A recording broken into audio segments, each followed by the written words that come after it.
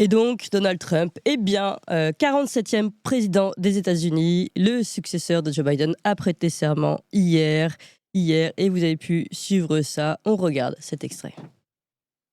Levez la main droite et répétez après moi. Moi, Donald John Trump, jure solennellement que j'exécuterai loyalement la charge de président des États-Unis et que du mieux de mes capacités, je préserverai, protégerai et défendrai la Constitution des États-Unis. Que Dieu me vienne en aide. Félicitations, Monsieur le Président.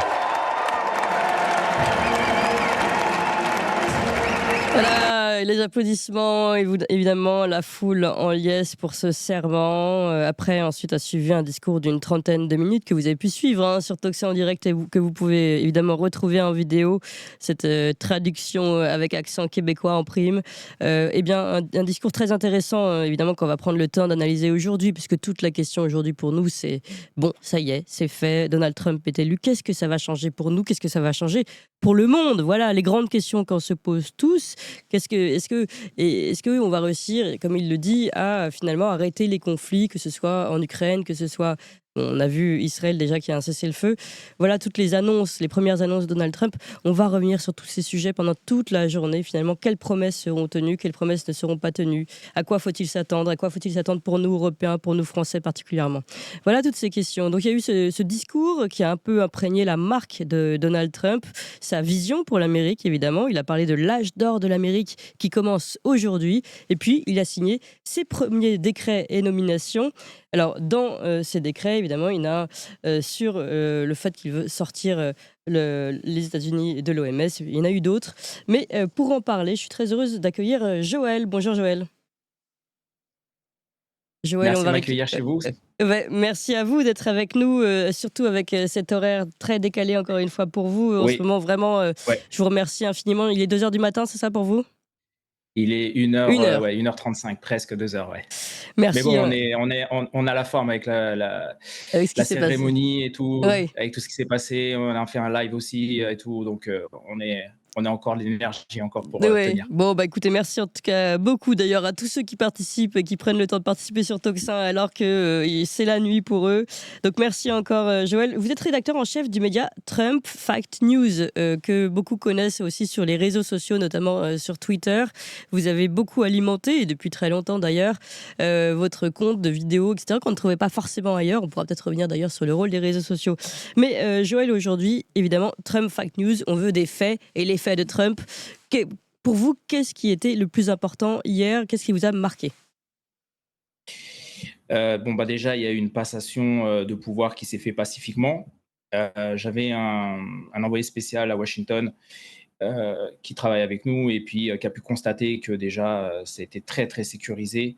Toute la ville était vraiment bouchée de partout, donc on n'a pas vu de problème. Donc la sécurité a été vraiment prise au sérieux. Normalement, cette cérémonie aurait dû se passer à l'extérieur. On a soi-disant dit que c'était dû à des problèmes climatiques, mais c'était surtout des problèmes de sécurité. Ah ok, c'est ce que je pensais. Finalement... Oui. C'est d'abord pour des problèmes de sécurité et donc ils ont fait cette réception cérémonie donc au Capitole, très très entouré. Donc voilà, donc c'était une très très belle cérémonie. Tout le monde était présent sauf Michelle Obama, la femme de Barack qui n'était pas là. Mais sinon, voilà, il y avait beaucoup de monde. Et voilà, c'était une super cérémonie, honnêtement.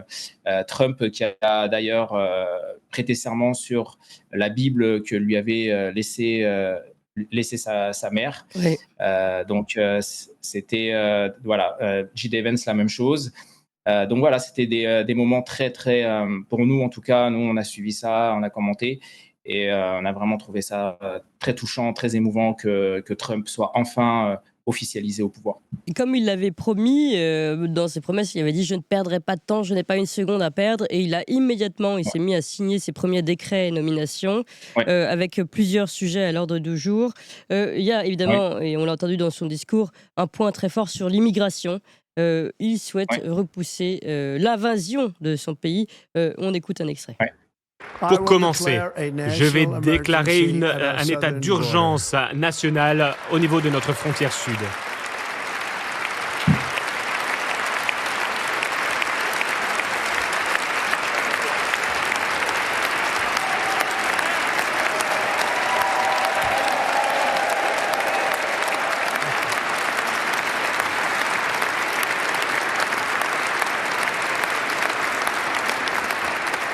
Il est applaudi pour le... Toutes les entrées irrégulières seront interrompues. Nous allons lancer le processus pour déporter des millions et des millions de criminels sans papier. Nous allons les renvoyer vers leur pays. Nous allons relancer la politique du rester au Mexique. Je vais mettre un terme au système catch and release, arrestation et libération. Et je vais envoyer des soldats vers la frontière sud pour repousser cette horrible invasion de notre pays. Voilà, donc première annonce évidemment, et ça faisait partie de ces grandes lignes phares de Donald Trump, mettre un terme à l'immigration illégale. Trump Fight News hier, évidemment, ça a été, on voit, l'ovation pour cette annonce dans son discours. Comment ça a été accueilli? Comment vous avez justement senti cette grande annonce de Donald Trump? Pas vraiment surpris puisque c'était sa promesse de campagne, donc forcément nous on s'y attendait. C'était d'ailleurs l'un de ses point, sa base de toute sa campagne, elle s'est fondée sur l'arrêt en tout cas limitation, une politique contre l'immigration illégale, il faut le signaler, très forte. C'est pour ça d'ailleurs qu'il a recruté Tom Homan, son tsar des frontières. Et donc comme il a dit, il va faire un déploiement militaire renforcé. Il va aussi s'attaquer aux cartels des drogues et il les a mis sur la liste comme des groupes terroristes. Oui. Ça, c'est très important. Oui.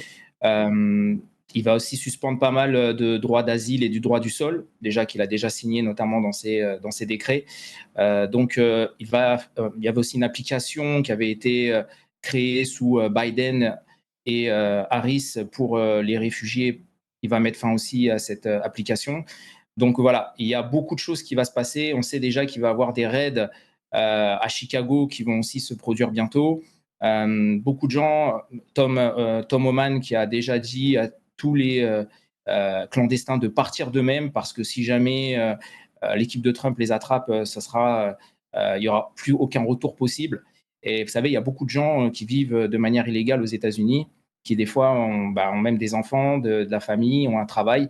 Et donc, ça peut être très compliqué pour eux si jamais ils se font attraper. Donc oui, pas de surprise, Trump va appliquer son programme comme il l'a promis depuis 2 ans maintenant. Renforcement des frontières et expulsion immédiate. Et si jamais vous revenez, alors vous êtes expulsé, ça va être de la prison à 10 ans de prison. Ouais. Voilà. Dans les autres grands sujets, évidemment annoncés par Donald Trump, annoncés dans son programme et donc immédiatement évoqués dans ce discours et suivis par des décrets, Donald Trump qui annonce qu'ils vont récupérer le pétrole américain. Nous allons forer et encore forer. On écoute cet extrait. Ensuite, je vais demander à tous les membres de mon administration d'utiliser les pouvoirs à leur disposition pour lutter contre cette inflation record et pour faire baisser les prix.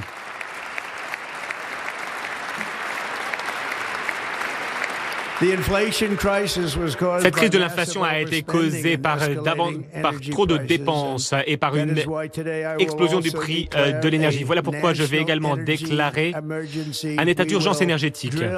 Nous allons forer et encore forer.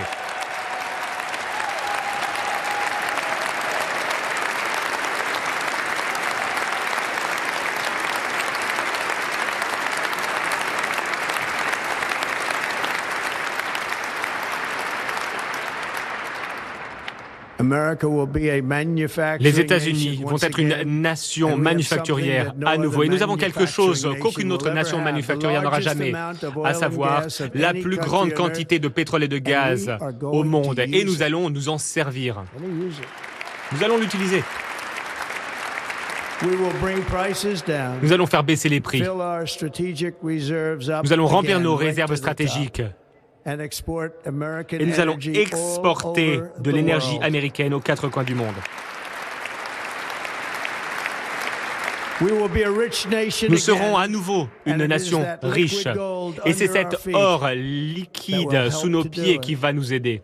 Grâce à mes actions, nous allons mettre un terme au nouveau deal vert et nous allons révoquer ce mandat sur les véhicules électriques pour tenir ma promesse, la promesse que j'ai prise devant les constructeurs automobiles américains. Ça donne un peu envie, hein. On aimerait bien entendre la même chose pour la France, qu'on va devenir de nouveau un pays riche de sa propre production de gaz et de pétrole et de son exportation. Et puis la remise en cause évidemment du fameux deal vert. Trump Fake News, Joël, comment vous réagissez ? Pareil, pas de surprise, c'était des mesures qu'il avait déjà annoncées depuis longtemps, donc on n'est pas surpris. Trump qui est évidemment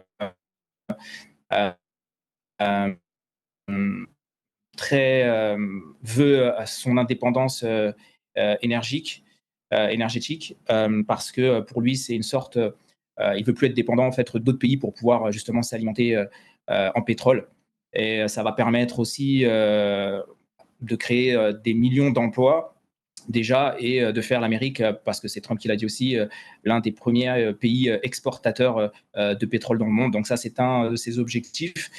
Donc voilà, ça va faire baisser évidemment, le pétrole, c'est pas seulement les voitures, hein, ça permet de fabriquer énormément de choses. Donc ça va permettre de baisser les prix de beaucoup de choses, et donc forcément permettre aux Américains d'avoir des produits beaucoup moins chers. Donc voilà, produire américain, fabriquer américain, made American, ça c'est le gros point de Donald Trump. Il veut produire américain, il veut fabriquer aux États-Unis, et permettre de créer beaucoup d'emplois, donc des millions d'emplois grâce à ça. Et le New Deal, bon bah ça c'est quelque chose aussi pareil que Donald Trump n'a jamais cru, parce que Trump estime que les États-Unis se font avoir dans ce deal. Où ils donnent des millions et des millions de dollars, alors qu'ils estiment que d'autres pays, par exemple, ne participent pas du tout, et que en fait, ils n'ont aucun rapport. En fait, Trump n'est pas climato-sceptique, mais disons qu'il pense que donner autant d'argent pour ce genre de deal n'est pas vraiment efficace. Voilà, donc pas de surprise. Encore une fois de plus, il va tenir ses promesses. Ouais. Alors on continue, et ça c'était pas forcément attendu. Enfin, il en avait parlé, il l'avait fait, mais quand même là, ça reste pour moi une surprise. Disons, on a été pris un peu sur le vif. Donald Trump qui annonce qu'il va quitter l'OMS. Et alors là, on va écouter cet extrait. Je ne sais pas si vous voulez bien le traduire d'ailleurs, parce qu'on n'a pas la traduction exacte. Si vous voulez bien le traduire derrière, puis surtout on va l'expliquer derrière, juste après cet extrait. What is this one? Withdrawing from the World Health Organization, sir. Ooh, that's a big one. So we paid $500 million to World Health when I was here, and I terminated it. China, with 1.4 billion people, we have 350 to pay. Nobody knows what we have because so many people came in illegally, but let's say we have 325. They had 1.4 billion. They were paying 39 million, we were paying 500 million. It seemed a little unfair to me. So that wasn't the reason, but I dropped out. They offered me to come back for 39 million. In theory, it should be less than that, but, you know. And when Biden came back, they came back for 500 million. He knew that you could have come back for 39 million. They wanted us back so badly, so we'll see what happens. Mr. President, pretty sad to think of it. China pays 39 million and we pay 500 million. And China's a bigger country.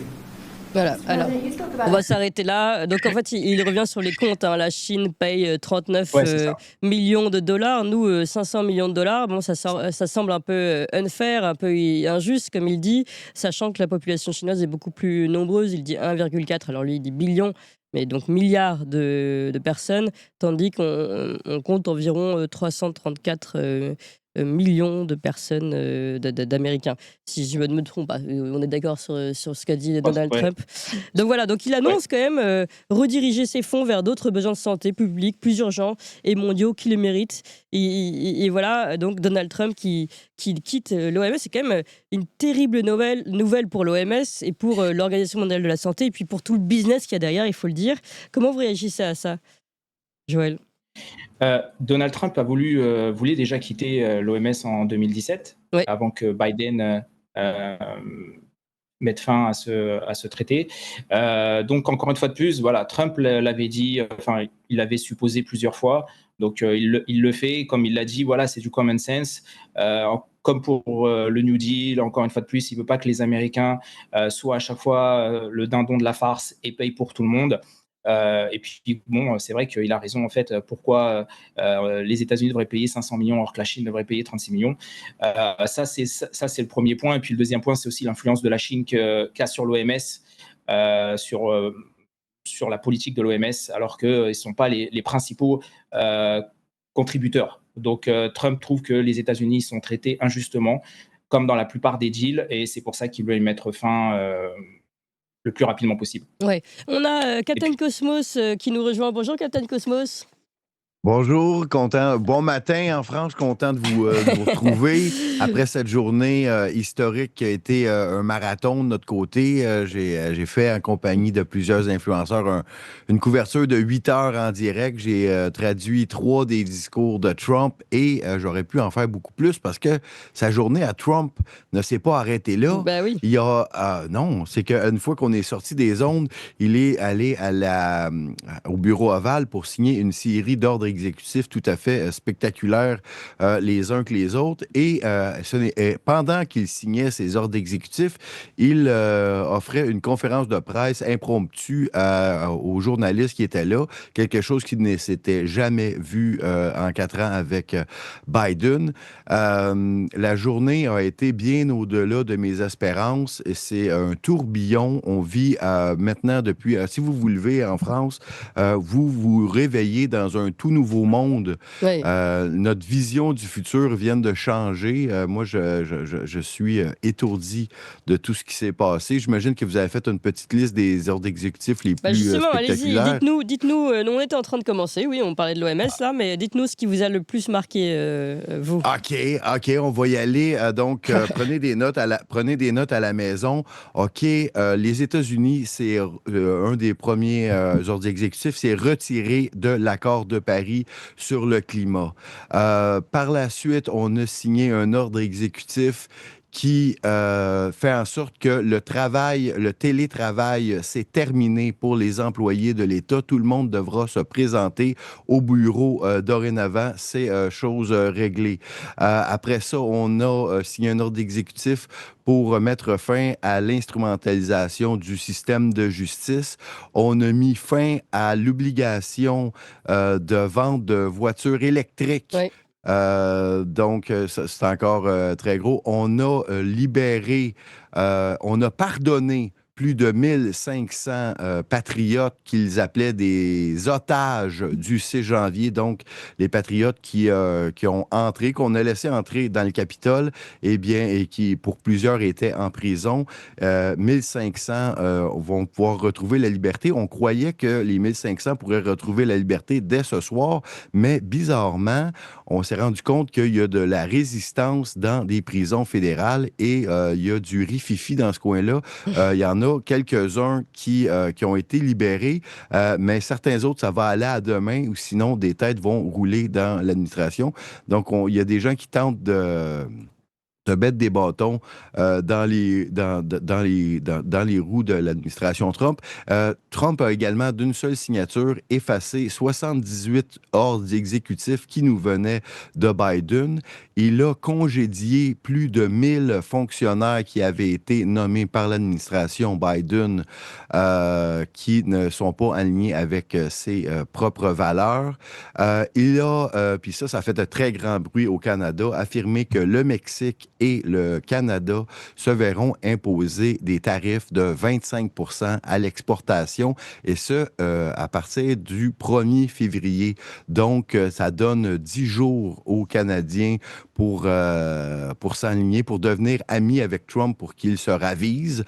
Il a mis fin à tout programme un petit stop là-dessus, puisque vous êtes québécois, justement. Comment vous réagissez-vous parce que ça fait partie de nos sujets aujourd'hui. C'est très bien, on revient sur toutes les annonces, tout ce qu'a fait Donald Trump, mais surtout, qu'est-ce que ça va changer pour nous autres, on va dire français, européens, canadiens, mexicains, russes. Et là, vous parlez en effet de cet accord et de cette mise sous pression, on va dire, du Canada. Comment vous réagissez, justement? Évidemment, c'est le plus grand défi pour les politiciens canadiens au moins bon moment possible. On aurait besoin d'un capitaine Canada fort qui soit capable de s'asseoir avec Trump, de le raisonner, de devenir ami avec lui. Mais au moment où on se parle, on n'a pas de premier ministre au Canada. On a eu un Justin Trudeau qui a annoncé qu'il était pour démissionner. Donc, il est comme ce qu'on appelle un canard boiteux ou un sitting duck. Maintenant, c'est sa numéro 3, une Mélanie Joly, tout à fait insignifiante, qui bombe le torse et pense pouvoir imposer à son tour des tarifs au Canada. Donc, la panique est vraiment prise. Les premiers ministres des provinces se sont réunis pour voir qu'est-ce qu'il était pour faire avec ça. Ils sont unis pour faire face à Trump, pour l'affronter. Tous, sauf une premier ministre d'une province qui s'appelle l'Alberta, qui est grosso modo un peu comme le Texas du Canada. C'est une province qui exploite ses ressources naturelles, dont le pétrole. Et Danielle Smith, la première ministre, elle semble être la plus allumée. Elle a passé 48 heures à Mar-a-Lago, couché 2 nuits là, est devenue amie avec Trump. Ah oui. Donc, est considérée un peu comme une traîtresse du reste du Canada, qu'eux autres veulent aller en guerre contre le plus puissant au monde. Oui. Il y a beaucoup Donc de on sent gens un revirement probablement... côté canadien, c'est intéressant, ça bouge déjà. Voilà. En fait, c'est vraiment ce qu'on va analyser aujourd'hui, c'est que ça bouge déjà de partout. On va écouter tout à l'heure Donald Trump, on a vu déjà Benjamin Netanyahou pour Israël. On voit que les lignes bougent vraiment depuis son arrivée, ou même un petit peu avant son arrivée officielle, son investiture officielle. Alors continuons rapidement, Captain Cosmo, si vous voulez bien, sur les ordres exécutifs, et ensuite je voudrais que Joël puisse réagir lui aussi. Alors, dans un ordre exécutif, on a sauvé l'application TikTok parce que Donald Trump s'est mis à utiliser TikTok, donc ça c'est fait.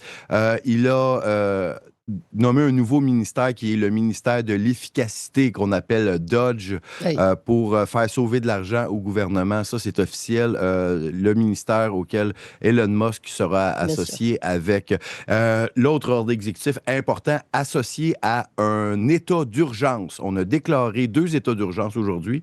Le premier état d'urgence, c'est pour déclarer l'état d'urgence à la frontière du Sud pour fermer complètement la frontière, et des agents sont déjà sur place. Des vidéos des migrants qui tentaient d'entrer en pleurs sont déjà viraux. Donc, et on a fermé les applications qui permettaient aux immigrants illégaux d'avoir des rendez-vous à la frontière pour pouvoir rentrer plus facilement. Ça, c'est terminé.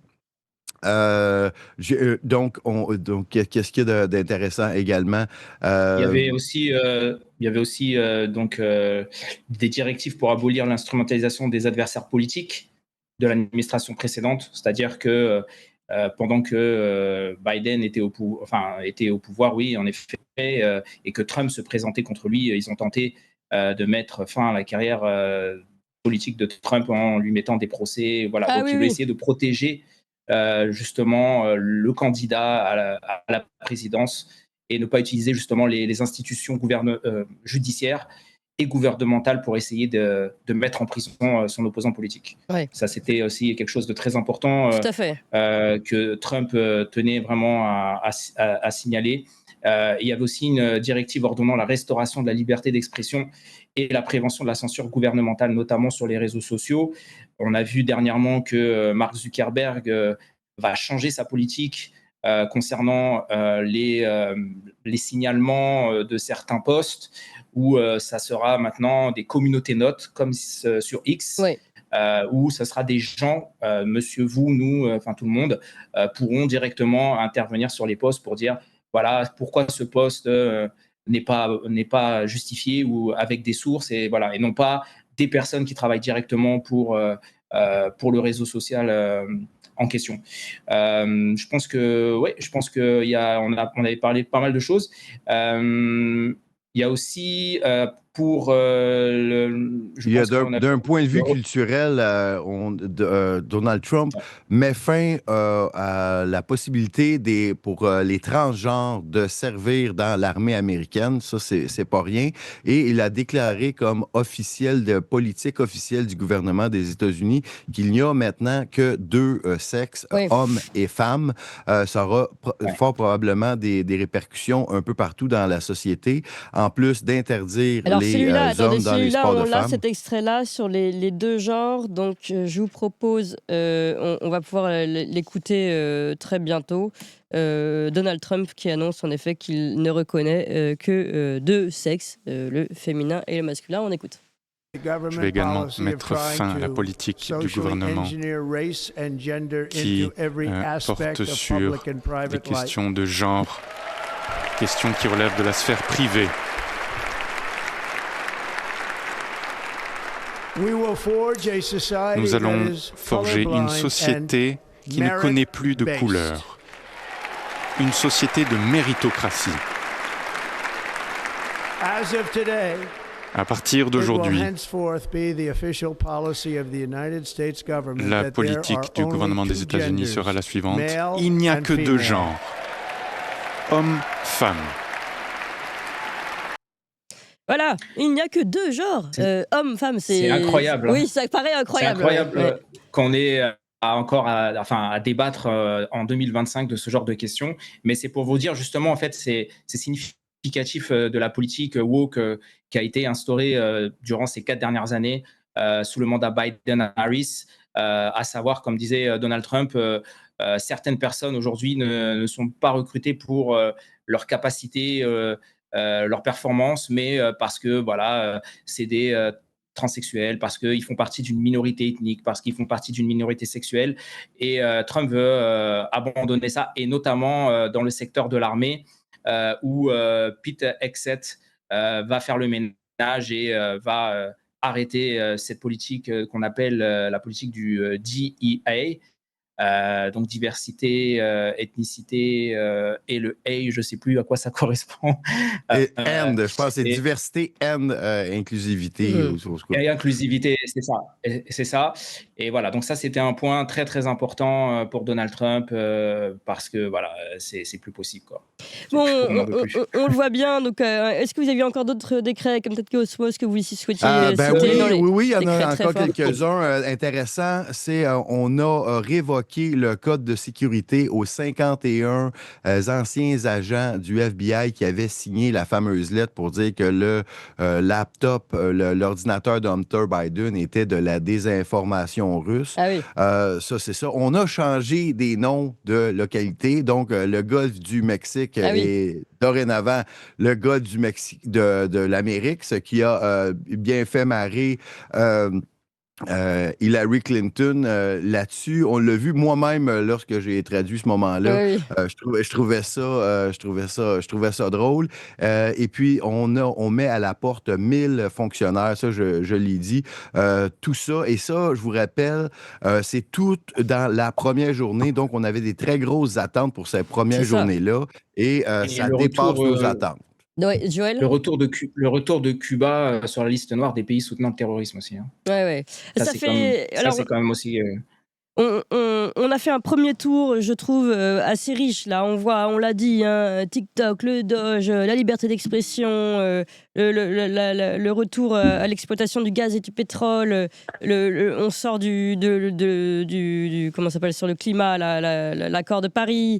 L'OMS. L'OMS, enfin voilà, que des annonces qui vraiment sont très très fortes, qui sont des grandes lignes, je trouve, qui marquent beaucoup. Déjà, le mandat commençant de Donald Trump. On continue d'en parler, évidemment, chers amis. On est extrêmement nombreux ici, extrêmement nombreux.